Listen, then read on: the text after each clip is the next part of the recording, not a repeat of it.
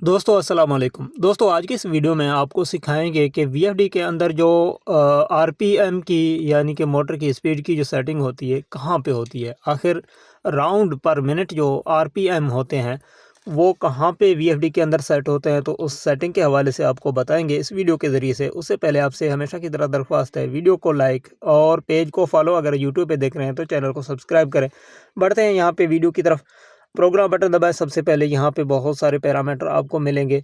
आपने जाना है P2 ग्रुप में। यहाँ पे आप देख सकते हैं P2, यहाँ पे डेटा एंटर कर देना है। डेटा एंटर करने के बाद आपके सामने P200 होगा। इसमें भी बहुत सारे फंक्शन और पैरामीटर पड़े हुए हैं, लेकिन आपने जाना है आरपीएम वाली सेटिंग में, वो आपको मिलेगी P203 की सेटिंग में। जिस तरह आप यहाँ पे देख सकते हैं, ये आउटपुट आरपीएम मोटर के लिए होते हैं जो कि इन्वर्टर के अंदर सेट किए जा सकते हैं। यहाँ पे P203 की फंक्शन में डेटा एंटर करें। यहाँ पे आप देख सकते हैं कि इंडिकेटर जो है ना आरपीएम वाला हमें दे रहा है।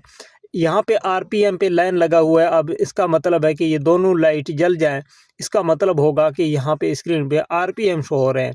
तो अब यहाँ पे आप जो चाहें जितना चाहें मर्जी अपने हिसाब से सेट कर सकते हैं। यहाँ पे आपने सेटिंग देख लिया, P203 के अंदर आरपीएम सेट होते हैं। अगर आपका मोटर 1460 आरपीएम का है, आप 1460 रखें।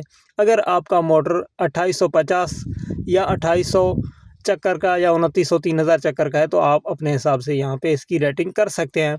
तो उम्मीद करता हूँ ये चीज़ आपकी समझ में आ गई है। जो भी वैल्यू आप यहाँ पे रखेंगे तो चेंज करने के बाद यहाँ पे आपने डेटा एंटर दबा के इसको सेव भी कर लेना है। अगर डेटा एंटर आप यहाँ पे नहीं प्रेस करेंगे तो वो वैल्यू आपकी यहाँ पे सेव नहीं होगी। जिस तरह मैं यहाँ पे 2400 करता हूँ और प्रोग्राम बटन दोबारा दबाता हूँ, डेटा नहीं दबाता, तो दोबारा जब P203 को चेक करूँगा तो ये वही 1460 है।